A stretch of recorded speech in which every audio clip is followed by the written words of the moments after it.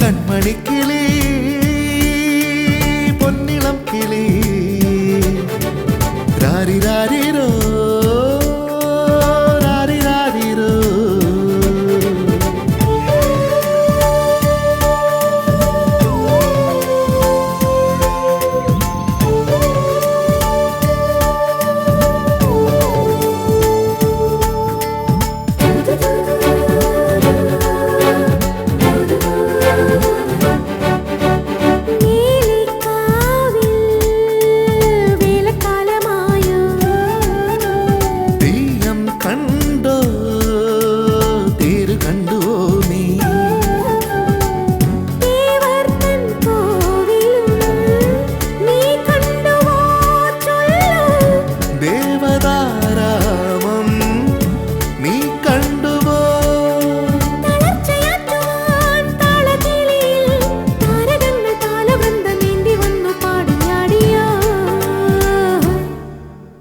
കൺമണിക്കിളി പൊന്നിളം കിളി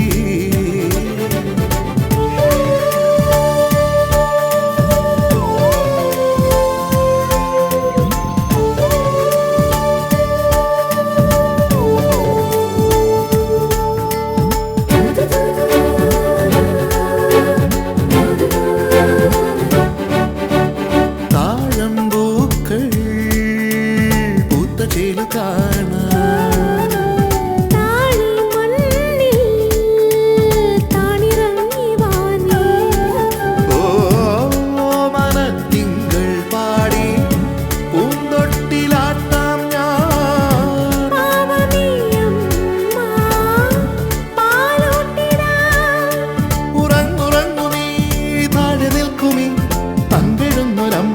പാട്ടു കേട്ടു കുഞ്ഞു തൊട്ടിൽ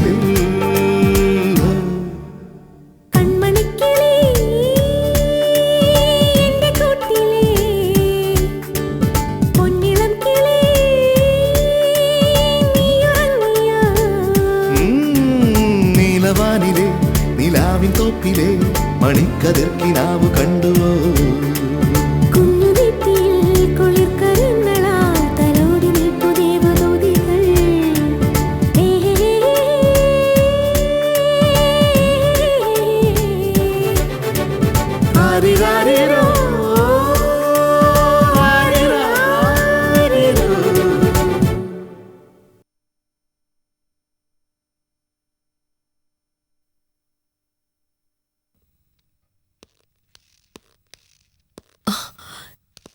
ഏട്ടൻ,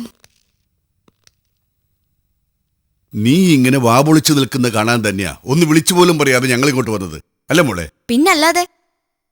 ആന്റി അല്ലേ എപ്പോഴും ഞങ്ങളെ ഞെട്ടിക്കാറ്. ഇത്തവണ ഞങ്ങൾ സ്കോർ ചെയ്തു, ദാറ്റ്സ് ഓൾ.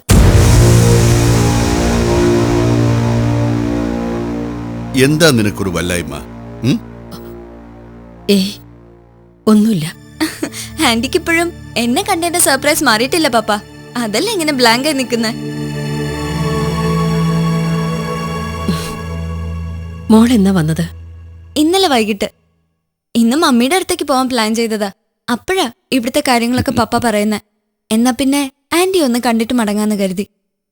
നിന്നെയും പപ്പയൊക്കെ നിരാശപ്പെടുത്തിയതിന് ഈശ്വരൻ തന്ന ശിക്ഷയാ മോളേതൊക്കെ. നിങ്ങളെ കണ്ടപ്പോ ഞാൻ അതേക്കുറിച്ചൊക്കെ ഓർത്തു. അതിന് ആന്റി എന്തിനാ സങ്കടപ്പെടുന്നേ? ഞാനതൊക്കെ എന്നെ മറന്നു. ഒരർത്ഥത്തിൽ അത് നടക്കാൻ ഞാൻ നന്നായിന്നാ എനിക്കിപ്പോ തോന്നുന്നേ.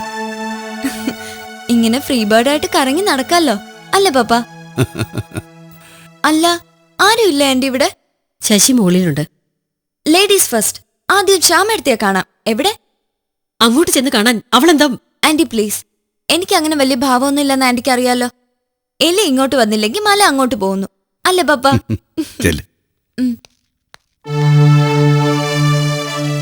ഏട്ടൻ വരൂ.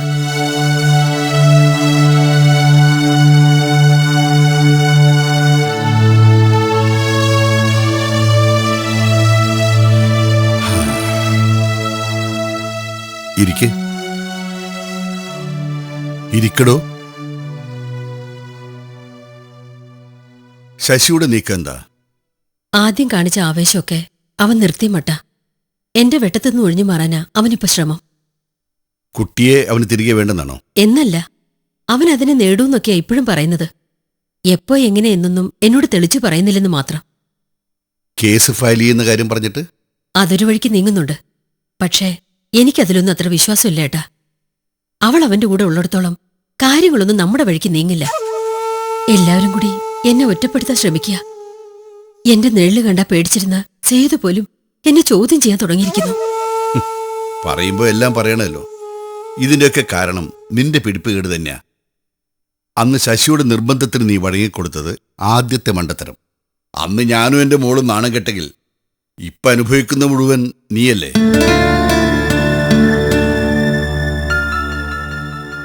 നീ തന്നെയല്ലേ അനിതയുടെ മനസ്സിൽ അങ്ങനെ ഒരു ആഗ്രഹം ഉണ്ടായി കൊടുത്തത്? എന്നിട്ടിപ്പോ കാര്യത്തോടടുത്തപ്പോ എന്റെ മോള് പുറത്ത്. നമ്മുടെ മുൻപിൽ വിഷമമൊന്നുമില്ലെന്ന് ഭാവിക്കുമ്പോഴും എന്റെ കുട്ടിയുടെ മനസ്സ് നീർന്ന് എനിക്കറിയാം. ഞാൻ മാത്രമേ ഇത് അറിഞ്ഞിട്ടുള്ളൂ. പ്രേമിച്ച് വിവാഹം കഴിച്ചിട്ട് ഇപ്പൊ എന്തായി? നാലാളറിഞ്ഞ നാണക്കേട് കൊണ്ട് പുറത്തിറങ്ങി നടക്കാൻ പറ്റാതാകും. ഒന്നും എന്റെ ഇഷ്ടത്തിനായിരുന്നില്ലല്ലോ ഏട്ടാ. അന്ന് അവനങ്ങനെ വാശി പിടിച്ചപ്പോ നീ അങ്ങ് കണ്ണടച്ചു. പക്ഷേ അതിന്റെ പേരിൽ ഞാൻ ആരുടെയെല്ലാം മുൻപിൽ തലകുനിക്കേണ്ടി വന്നു എന്നറിയോ? ഇവിടത്തെ കാര്യം കേൾക്കുമ്പോ ഗീതയ്ക്ക് കലിയിളകും. അവളെ കുറ്റം പറയാൻ കഴിയോ? ഏത് കാര്യത്തിനും കൂട്ടുനിന്ന ഏട്ടനോട് അനുജത്തി കാണിച്ച ഉപകാരസ്മരണ അതല്ലേ? ഏട്ടനും കൂടെ എന്നെ കുറ്റപ്പെടുത്തല്ലേ. കുറ്റപ്പെടുത്താനും കുത്തിനോക്കാനും ഒന്നല്ല വന്നത്. നിനക്കൊരു വിഷമം നേരിട്ടെന്നറിഞ്ഞാൽ എനിക്കിപ്പോഴും ധൈര്യം കിട്ടില്ല. ഇനി ഒരിക്കൽ കൂടി ഇതുപോലൊരു ബുദ്ധിമോശം നിന്റെ ഭാഗത്തുനിന്ന് ഉണ്ടാകരുത്. ഞാൻ എന്ത് വേണം ഏട്ടൻ പറയേ. ഞാൻ ഈ പ്രശ്നത്തിൽ ഇടപെടുന്ന ഇടപെടുന്നത് അത്ര ബുദ്ധിയല്ല. ശശിക്കത് സംശയം കൂട്ടും. തൽക്കാലം അവന്റെ വഴിയെ നമുക്ക് നീങ്ങാം. എവിടെ ചെന്നെത്തും നോക്കാം. അതുവരെ കാത്താൽ പണിക്കര് പറഞ്ഞ പോലെ. അത് നീ പേടിക്കണ്ട. ഒരു പോംവഴി നമ്മൾ കണ്ടെത്തിയിരിക്കും. കുടുംബിനി പരമ്പര ഇടവേളയ്ക്ക് ശേഷം തുടരും.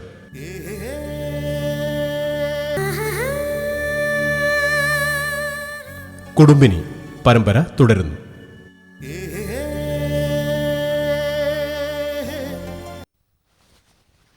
എത്ര ആലോചിച്ചിട്ടും ഒരു പോംവഴിയും കാണുന്നില്ല അനുദേ. ആരെയും വേദനിപ്പിക്കാതെ സംഭവിച്ചു പോയതൊക്കെ തിരുത്താൻ അങ്ങനൊരു മാർഗം ഉണ്ടായിരുന്നെങ്കിൽ എല്ലാവരുടെയും സന്തോഷം തിരിച്ചു കിട്ടിയേനെ. കുട്ടികളെ കൈമാറുന്നതിനെ കുറിച്ച് ചേച്ചിയുടെ അഭിപ്രായം എന്താ? എനിക്ക് കഴിയില്ല അനുദേ. ആരെയാ ഞാൻ നഷ്ടപ്പെടുത്തേണ്ടത്? അമ്മൂനെ ഒരു നിമിഷം പോലും പിരിഞ്ഞിരിക്കാൻ എനിക്കാവില്ല. കണ്ണന്റെ കാര്യം ആലോചിക്കുമ്പോ 10 മാസം ചുമന്ന് ഞാൻ പ്രസവിച്ചതല്ലേ അവനെ. ശശിയേട്ടനും ആന്റിയും അതിന് സമ്മതിക്കുമെന്ന് ചേച്ചിക്ക് തോന്നുന്നുണ്ടോ? എല്ലാം അറിഞ്ഞതു മുതൽ അമ്മയും ശശിയേട്ടനും ഒക്കെ ഞാൻ ഇതുവരെ പ്രതീക്ഷിക്കാത്ത തരത്തിലാ പെരുമാറുന്നത്. അമ്മയ്ക്ക് എന്ത് ജീവനായിരുന്നെന്നറിയോ അമ്മൂനെ. പക്ഷെ ഇപ്പോ അവളെ കണ്ണിന് നേരെ കാണുന്നത് പോലും അവർക്ക് ഇഷ്ടമല്ല. ശശിയേട്ടന്റെ കാര്യവും മറിച്ചല്ല. കണ്ണനെ തിരിച്ചു കിട്ടാൻ വേണ്ടി കോടതി കയറാൻ പോലും തയ്യാറായി നടക്കുക. അതിന് ശശിയേട്ടനെ കുറ്റം പറയാൻ പറ്റുമോ? സ്വന്തം കുഞ്ഞ് ജീവിച്ചിരിക്കുമ്പോ അതിനെ ഉപേക്ഷിച്ച് മറ്റൊരു കുഞ്ഞിനെ വളർത്തണമെന്ന് പറഞ്ഞ ജസ്റ്റിഫൈ ചെയ്യാൻ പറ്റിയെന്ന് വരില്ല. ന്യായോ അന്യായോ ഒന്നും ഞാനതി നോക്കുന്നില്ല. എനിക്ക് എന്റെ മനസാക്ഷിയോടാ നീതി കാണിക്കേണ്ടത്. അവിടെ അമ്മൂനും കണ്ണിനും തുല്യ സ്ഥാനമുള്ളത്. എങ്കിൽ ഞാനൊരു മാർഗം പറയട്ടെ. എന്റെ ബുദ്ധിയിൽ പെട്ടെന്ന് തോന്നിയൊരു പോംവഴി. അല്പം ക്രൂരമാണ്, പക്ഷെ അത്ര ക്രൂരവും അല്ല. കാര്യം നേടണമെങ്കിൽ അതൊന്നും ചിന്തിക്കാൻ നിൽക്കരുത്. എന്താ, സമ്മതമാണോ? എന്താ വഴിയെന്ന് പറയൂ. ചെയ്യാൻ പറ്റുന്നതാണെങ്കിൽ ശ്രമിക്കാം. Good girl. ഈ ഉറപ്പിന്മേൽ പറയാം. അമ്മൂനെ നഷ്ടപ്പെടാതെ ചേച്ചി പ്രസവിച്ച കുഞ്ഞിനെ കിട്ടുകയും വേണം. അത്രയല്ലേ ഉള്ളൂ. നന്ദകുമാറും ഭാര്യയും തമ്മിലുള്ള ബന്ധം എത്രയും പെട്ടെന്ന് വേർപെടുത്തിക്കുക. അയാൾ ഫ്രീ ആവുന്നു. അപ്പോ അയാൾക്കൊരു 2ാം കെട്ട്. പക്ഷെ കുട്ടിയെ നോക്കാൻ കഴിവുള്ളവളും ആത്മാർത്ഥമായി അതിനെ സ്നേഹിക്കുന്നവളുമായിരിക്കണം ആ സ്ത്രീ. അങ്ങനെ ഒരാളെ പറ്റി ചിന്തിക്കുമ്പോ അവിടെ ശ്യാമയുണ്ടാവണം. കുട്ടികൾ 2 ശ്യാമേച്ചിക്ക്.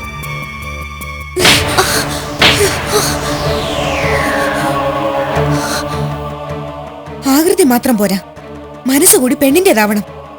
എന്നാലേ നിന്നെ പോലെ ഒരെണ്ണത്തിനെ അങ്ങനെ വിളിക്കാൻ പറ്റൂ.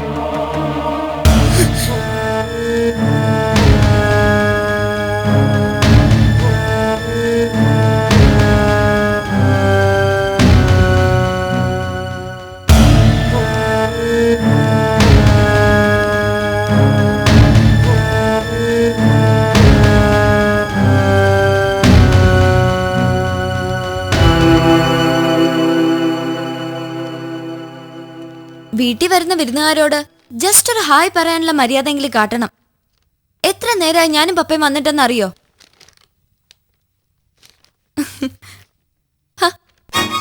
ഇതെന്ത് കോലാ സാറേ?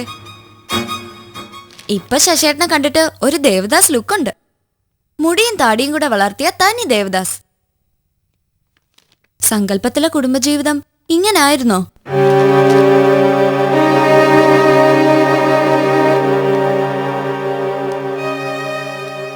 എനിവേ, നന്ദി പറയണ്ട ഞാന്. അതിപ്പോ ആരോട് വേണമെന്നുള്ള കൺഫ്യൂഷനില്ല.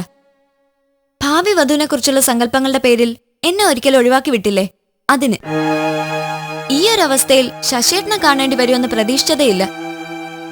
സത്യം പറയാലോ, ഇത്രയും കഴിവുകെട്ട ഒരു ഭർത്താവിന്റെ രൂപം എന്റെ സങ്കല്പങ്ങളുടെ 7 അയലത്ത് പോലും ഇല്ല. അനേ, മുൻപ് നടന്നതൊക്കെ മനസ്സിൽ വെച്ച് കണക്ക് തീർക്കാനാണ് നീ വന്നതെങ്കിൽ ഞാൻ നിന്നു തരാം. പരിഹസിക്കുകയോ സഹതപിക്കുകയോ എന്തു വേണമെങ്കിലും ആവാം. രണ്ടിനും എനിക്ക് ഉദ്ദേശമില്ലെങ്കിലോ? കളിയാക്കാണെന്ന് കരുതില്ലെങ്കിൽ ഞാനൊരു സത്യം പറഞ്ഞോട്ടെ. ഒരു കാലത്ത് ശശിയേട്ടൻ എന്റെ റോൾ മോഡലായിരുന്നു. ആരാധിച്ച് നടന്നിട്ടുണ്ട് ഞാൻ. ആ വ്യക്തിത്വത്തിൽ നിന്നും ഒരുപാട് ദൂരം പുറകോട്ട് പോയിരിക്കുന്നു. ഇപ്പൊ നിങ്ങൾക്ക് ചേരുന്നത് ഒരു കോമാളിയുടെ വേഷോ? ആരുടെയൊക്കെ താളത്തിന് തുള്ളുന്ന ഒരു ബഫൂൺ. ഈ സ്ഥാനത്ത് ഞാനായിരുന്നെങ്കിൽ റിയാക്ട് ചെയ്യുന്നത് ഇങ്ങനെ ആയിരിക്കില്ല. നട്ടലില്ലാത്തൊരു ഭർത്താവായി ഒതുങ്ങിക്കൂടാൻ എങ്ങനെ കഴിയുന്നു ശശേട്ടന്? കഷ്ടം. സ്വന്തം കുഞ്ഞിനെ മറ്റൊരാൾക്ക് വിട്ടുകൊടുക്കാൻ തയ്യാറാവുന്ന ഒരാളെ ഞാൻ എന്റെ ജീവിതത്തിൽ ആദ്യമായിട്ട് കാണുക. ഭാര്യയോടുള്ള സ്നേഹക്കൂടുതലല്ല അതിന് പിന്നിലുള്ള കാരണമെന്ന് എനിക്കറിയാം. ഇത്ര ഭീരുവായ ഒരാളാണല്ലോ ഒരു കാലത്ത് മനസ്സിൽ വെച്ച് ആരാധിച്ചതെന്ന് ഓർക്കുമ്പോ എനിക്ക് എന്നോട് തന്നെ പുച്ഛം തോന്നുക. നിർത്ത്. പറഞ്ഞു ഒരുപാട് കാട് കയറേണ്ട നീ. എന്ത് വേണമെന്ന് എനിക്ക് നന്നായിട്ട് അറിയാം. അത് കഴിഞ്ഞ് അഭിപ്രായ പ്രകടനത്തിന് അവസരം തരാം.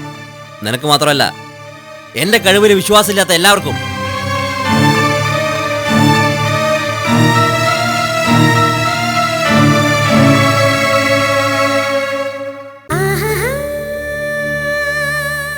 കുടുംബിനി പരമ്പര ഇടവേളയ്ക്ക് ശേഷം തുടരും.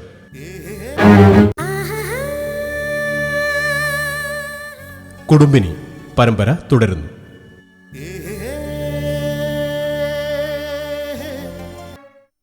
So I am extremely sorry mister Shashi. എനിക്ക് ഈ കേസ് പ്രൊസീഡ് ചെയ്യാൻ കഴിയില്ല. അങ്ങനെ പറഞ്ഞൊഴിയരുത്. മറ്റൊരാളെ സമീപിക്കാനുള്ള മാനസിക ബുദ്ധിമുട്ടുകൊണ്ടാണ് ഞാൻ താങ്കളെ നിർബന്ധിക്കുന്നത്. നിങ്ങളുടെ ഫീലിംഗ്സ് എനിക്ക് മനസ്സിലാവുന്നുണ്ട്. ഞാൻ പറഞ്ഞല്ലോ, ഐ എം ഹെൽപ്ലെസ്. ഇതിന്റെ പോസിബിലിറ്റിയെക്കുറിച്ച് ഞാൻ വിശദമായി പഠിച്ചു. പക്ഷേ പോസിറ്റീവായ എന്തെങ്കിലും ഒരു ചാൻസ് വേണമെങ്കിൽ നിങ്ങളുടെ നിർബന്ധത്തിന് വഴങ്ങി എനിക്ക് ഈ കേസ് ഏറ്റെടുക്കാം. പക്ഷേ അതിന്റെ കോൺസിക്വൻസസ് ഫേസ് ചെയ്യാൻ ശശി തയ്യാറായിരിക്കണം. കേസ് കോടതിയിൽ വിജയിച്ചില്ലെങ്കിൽ അതുകൊണ്ട് ഏറ്റവും കൂടുതൽ പേരുദോഷം കേൾക്കേണ്ടി വരുന്നത് നിങ്ങളായിരിക്കും. ഐ മീൻ, ഭാര്യ പോലും കക്ഷി ചേരാൻ തയ്യാറാവാത്ത സ്ഥിതിക്ക് നിങ്ങളുടെ ഉദ്ദേശശുദ്ധിയെ തന്നെ ഇത് ചോദ്യം ചെയ്യും. എതിർകക്ഷിക്ക് വേണമെങ്കിൽ നിങ്ങളുടെ പേരിൽ ഒരു മാനനഷ്ട കേസ് ഫയൽ ചെയ്യാവുന്ന രീതിയിലേക്ക് കാര്യങ്ങൾ വഷളാവും. എന്താ, അതിൽ താല്പര്യമുണ്ടോ? ഞാനിപ്പോഴും പറയുന്നു, വൈഫിനെ കൂടി ഇതിൽ കക്ഷി ചേർക്കാൻ തയ്യാറായാൽ നമുക്ക് ഈ കേസുമായി മുന്നോട്ട് പോകാം. എത്ര നിർബന്ധിച്ചിട്ടും അവൾ അതിന് തയ്യാറല്ലെന്ന് ഞാൻ പറഞ്ഞല്ലോ. Then live it. നമുക്ക് ഈ ചാപ്റ്റർ ഇവിടെ ക്ലോസ് ചെയ്യാം. പാഴാക്കാൻ എനിക്ക് സമയം തീരെയില്ല.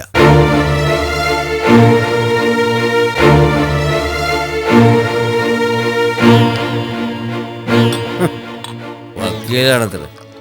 അയാൾ എവിടുത്തെ വക്കീലാണോ? യൂസ്ലെസ്. എന്നെ കുഞ്ഞിനെ തിരികെ കിട്ടാൻ വകുപ്പില്ല പോലും. വകുപ്പും കോടതിയൊന്നും എനിക്കറിയണ്ട. വേണ്ട തന്നെ മോനെയാ. സുപ്രീം കോടതി വരെ പോണ്ടി വന്നാലും ഞാൻ നേടുവാണ്. നീ ഇതെന്ത് ഭാവിച്ച? മതി, നിർത്ത്. തടയാതെ തന്നെ. എനിക്ക് ബോധം മറയുന്നവരെ കുടിക്കണം. അനിത എന്റെ മുറപ്പെണ്ണ്. അവളെ എന്റെ മുഖത്ത് നോക്കി പറഞ്ഞെന്താന്നറിയോ? എനിക്ക് ഇറങ്ങുന്നൊരു കോമാളി വേഷമാണ്.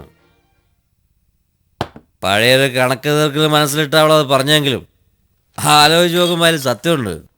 Sasikumar is nothing but a buffoon.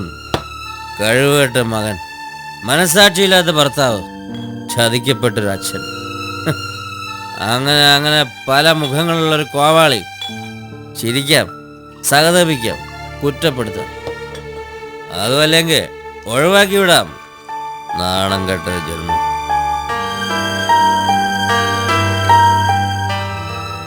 നോക്കട ഈ കണ്ണിലേക്ക്. കണ്ണീരുണ്ട് ഇവിടെ. എന്തിന്? കൈവിട്ടു പോയിരിക്കും എൻ്റെ ജീവിതം. എന്താടാ ഇതൊക്കെ? എന്തിനൊരു പരിഹാരം ഉണ്ടല്ലോ. എന്ത് പരിഹാരം? പരിഹാരം ഒന്നേ ഉള്ളൂ, ജയിക്കണം. ഒരു ദിവസം വേണ്ട, ഒരു നിമിഷത്തേക്കെങ്കിലും ജയിക്കണം. അതിനവനെ, എൻ്റെ മോനെ വേണം എനിക്ക്. കൊണ്ടുതരാൻ പറ്റുമോ എനിക്ക്? പറ്റില്ലടോ, ആര് വിചാരിച്ചാലും പറ്റില്ല.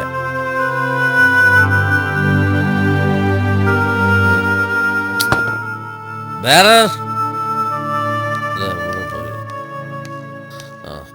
എന്താ സാർ? ഓരോ ലാർജും കൂടി. നോ, നീ ഇനി കഴിക്കുന്നില്ല. ബില്ലെടുത്തേക്ക്. ശരി സാർ. റിയസ് പ്ലീസ്, ഒരെണ്ണം കൂടി. ഇല്ലെന്ന് പറഞ്ഞാൽ ഇല്ല. നീ ഇപ്പൊ തന്നെ ഓറാ. ഞാൻ ഓവറാണെന്ന് നീ അങ്ങ് തീരുമാനിച്ചു, സമ്മതിച്ചു. അല്ലെങ്കിലും ഇപ്പം എൻ്റെ കാര്യങ്ങളൊക്കെ തീരുമാനിക്കുന്നത് മറ്റുള്ളവരാണല്ലോ, അനുസരിക്കാം. ഓഹ്, നീ വെറുതെ ആവശ്യമില്ലാത്ത കാര്യങ്ങൾ പറയണ്ട. വീട്ടിൽ പോകാൻ നോക്ക്. അല്ലേ വാ, ഞാൻ ഡ്രോപ്പ് ചെയ്യാം. വേണ്ട, വീട്ടിലൊക്കെ ഞാൻ പോയിക്കോളാം. പിന്നെ ഇപ്പം നീ എനിക്കൊരു സഹായം ചെയ്യണം. എൻ്റെ കൂടെ ഒരു സ്ഥലം വരെ വരണം. എങ്ങോട്ട്? എങ്ങോട്ടാന്നൊക്കെ പിന്നെ പറയാം. ഇപ്പം വരാൻ പറ്റൂല്ലേ അത് പറ. ഇനിയിപ്പോൾ നീ വന്നില്ലെങ്കിൽ ഞാൻ പോകും. വരാം, പക്ഷെ ഒരു കണ്ടീഷൻ. വണ്ടി ഞാൻ ഓടിക്കും. പോകാനുള്ള സ്ഥലം പറഞ്ഞാൽ മതി. ഓ, പറഞ്ഞ പോലെ ഞാൻ ഓവറാണല്ലോ. അപ്പോൾ സാധ്യത നീ ആയിരിക്കും. ഓ, വാ വാ വാ.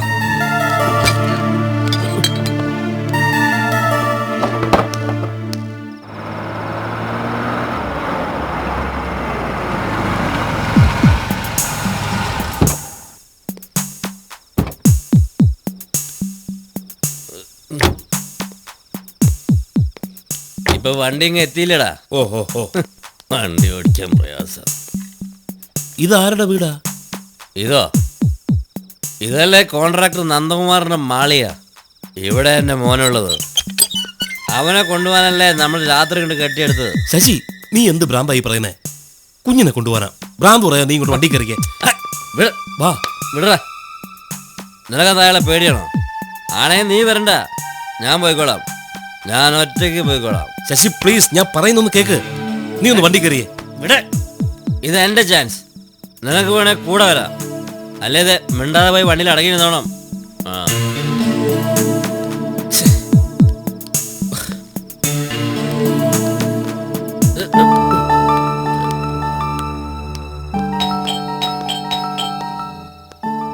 എന്താടാ ഇത്?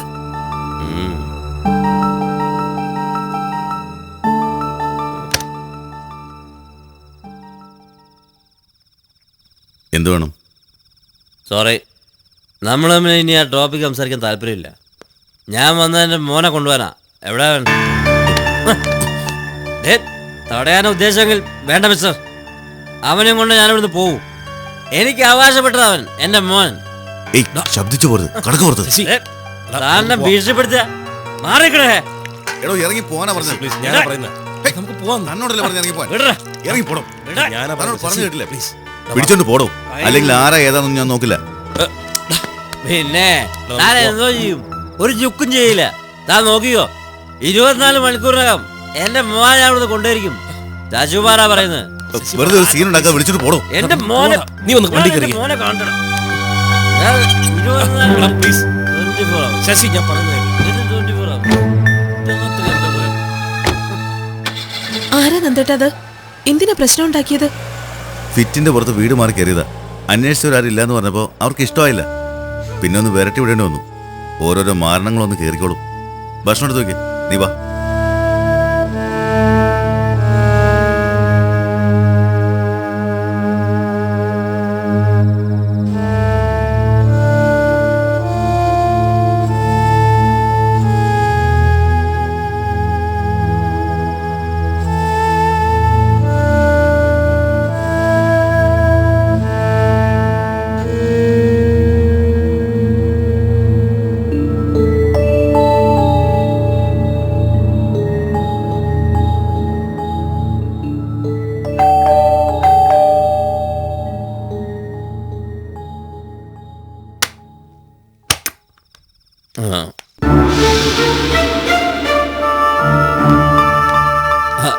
അമ്മ അതിൽ ഉറങ്ങിയില്ലേ?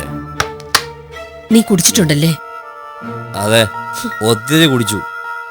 എന്നിട്ടും എന്റെ ബോധത്തിനൊന്നൊരു കുഴപ്പമില്ല. അമ്മ കണ്ടില്ലേ കൃത്യമായിട്ടുണ്ട് എത്തിയത്. എന്നെ കാണാതെ അമ്മ പേടിച്ചോ? എനിക്ക് ഒരു കുഴപ്പമില്ല. അമ്മ ഉറങ്ങിക്കോ. Good night. ആ പിന്നെ ഒരു ഗുഡ് ന്യൂസ് ഉണ്ട്. അതിന്റെ സന്തോഷം ഒന്ന് ആഘോഷിച്ചു. കോടതി മുഖേന എനിക്ക് എൻ്റെ കുഞ്ഞിനെ കിട്ടാൻ വഴിയില്ലെന്ന്. അതിനുള്ള വകുപ്പൊന്നും നമ്മുടെ നിയമപുസ്തകത്തിൽ ഇല്ലാതാ ആ മണ്ടൻ വക്കീലിനെ കണ്ടുപിടുത്തം. പക്ഷെ എനിക്ക് ഒഴിഞ്ഞു മാറാൻ കഴിയില്ല.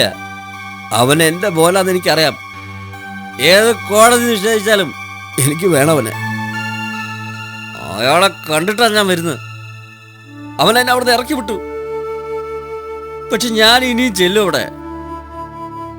എൻ്റെ മോൻ എൻ്റെ കയ്യിൽ വരുന്നവരെ ഞാൻ അവിടെ പോവും. അയാളെ കൊന്നിട്ടാണെങ്കിലും എൻ്റെ മോനെ ഞാൻ കൊണ്ടുവരും. അവനെ ഞാൻ ഇവിടെ കൊണ്ടുവരും, ഇവിടെ വളർത്തും.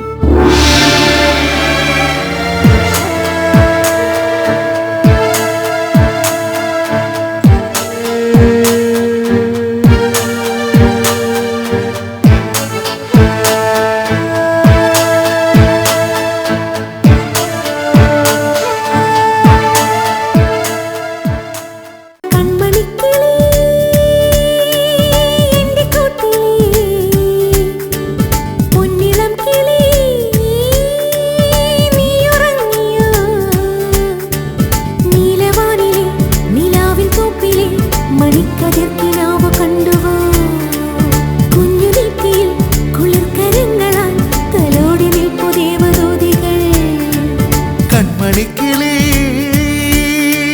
പൊന്നിളം കിളി രാരി രാരിരോ